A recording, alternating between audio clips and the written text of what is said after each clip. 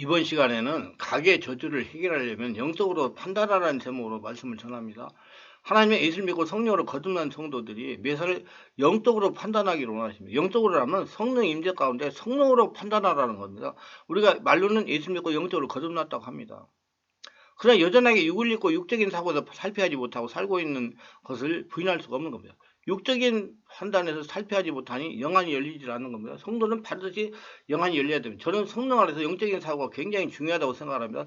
성령 안에서 영적으로 사고가 판단하면 좀 더 빨리 영안이 열리고 영적으로 바뀔 수가 있기 때문에 신령한 사람 바뀔 수가 있습니다. 왜 나는 예수를 믿고 교회에 다닌 지 10년이 넘었는데 믿음이 자라지를 않을까? 사고가 영적으로 바뀌지 않았기 때문에 성격이 바뀌지 않고 습관이 바뀌지 않고 여전하게 인간적인 사고를 하고 있기 때문에 믿음이 자라지 않고 영안이 열리지 않는 겁니다. 그러니까 10년을 믿어도 여전하게 가계의 저주에서 해방되지 못하는 겁니다. 그럼 가게에서 저주에 해방되려면 어떻게 해야 돼요? 첫째, 하나님 입장에서 영의 고통을 보라는 겁니다. 예수를 믿는 하나님의 자녀는 예수를 믿는 순간에 자신을 듣고 예수를 태어나서 예수를 사는 것이다. 그래서 대관들 예수님이 어떤 분인가에 대해서 확실히 알고 쉽게 말해서 영의 고통이 찾아오면 하나님께 기도해 해결 방법을 찾아내라는 거. 근데 많은 크리스천들이 영의 고통이 찾아오면 인간 방법으로 판단해 해결하려고 합니다. 하나님은 뒷전을 하고 맙니다. 하나님은 만병의사라 하시라 모든 것을 해결할 수 있는 권능과 지혜가 있는데 말입니다. 얼마 전에 어느 젊은 여집사가 저에게 전화를 했습니다. 목사님, 전 지금 정상이 아닙니다.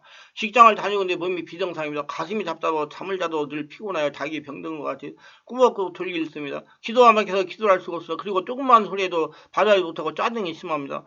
불안하고 두렵고 우울할 때도 있습니다. 몸이 천근만을 무거웠어요. 그래서 서울대 병원에 입원해서 450만 원을 들여서 건강검진을 받았습니다. 그런데 모든 결과는 정상으로 나왔습니다. 그런데 몸은 비정상입니다. 그리고 대전에 아파트를 팔려고 입안부 들어가고 다 해도 1년 6개월 동안 팔리지 않습니다. 목사님, 이유와 원인이 무엇입니까? 하나님으로 해결받고 싶습니다. 제가 이렇게 말했으나 집사님이 바르게 아셔야 할 것이 있으나 집사님은 예수를 믿어서 하나님의 자녀가 되었습니다. 예수를 믿고 예수를 듣고 예수님의 인생을 사는 겁니다. 하나님의 자녀는 하늘의 시민권이 있습니다.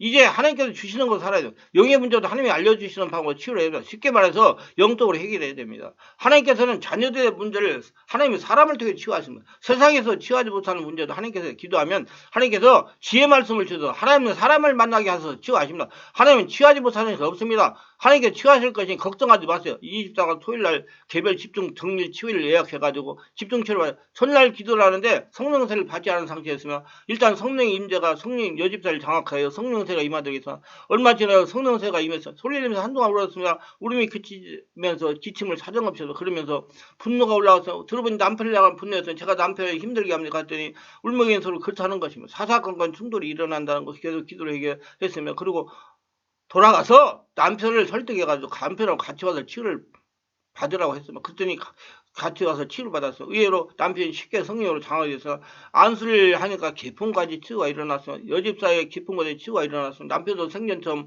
성령을 세례 받고 체험했다고 좋아했습니다. 돌아가서 이렇게 메일로 소식이 전화. 한 달 전 남편과 같이 대전에 올라와 치유받은 아무개 집사입니다.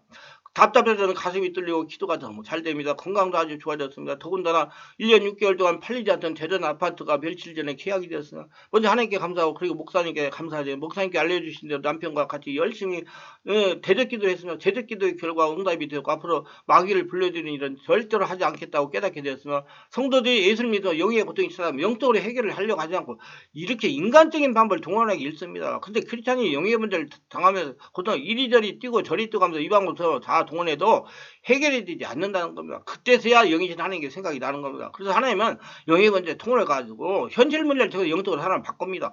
하나님 이 일을 어떻게 해야 됩니까? 애타게 찾으면 하나님께 부르기 기도하니까 영이신 하나님께서 들으시고 해결 방법을 알려주시는 겁니다. 하나님께 알려주신 해결 방법을 순종하면 순간 문제가 해결되는 것입니다.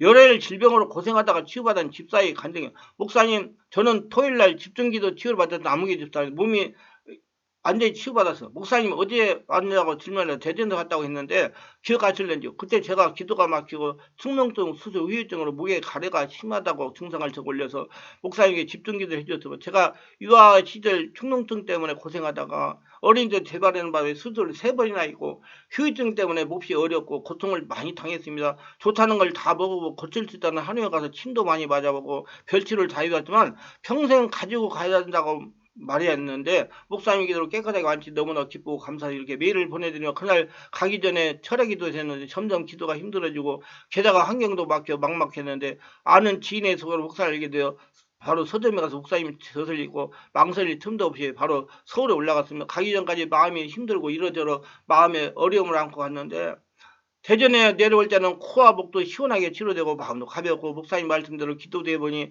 전에 느끼지 못한 변화가 느껴지며 앞으로 저에게 하나님의 큰 은혜가 부어질 걸 기대하며 감사드리며 그날 집중 치유 기도 시간에 저 때문에 힘을 많이 쏟아주신 목사님께 감사를 드립니다. 목사님께 다니는 성도들이 정말로 부럽습니다.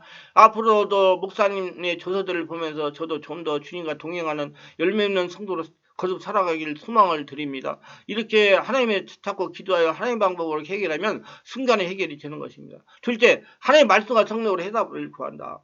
영적으로 판단하는 사람은 하나님 말씀과 성령으로 기도하여 문제의 해답을 구합니다. 하나님 말씀 안에 모든 문제가 풀 수 있는 원리가 숨어져 있습니다. 그래서 영적으로 사고하는 신령한 사람의 문제가 다가올 때 그 문제에 대한 해답을 하나님 말씀을 따라 성령으로 구하지 인간의 지혜나 지혜, 총명을 따라 구하지 않습니다. 왜냐하면 영적인 사고를 하는 사람은 떡으로만 살지 않습니다. 하나님 입으로 하는 말씀으로 말미암아 삽니다. 영적인 사고를 하는 사람은 이제 믿음으로 말미암아 살고 인간의 이성으로 살지 않습니다. 그렇기 때문에 문제의 해답을 하나님의 말씀 안에서 성령으로 찾아야 됩니다. 사람의 문제는 영에서부터 발생합니다. 문제를 해결하기 위해서는 영적인 사고를 해야 됩니다.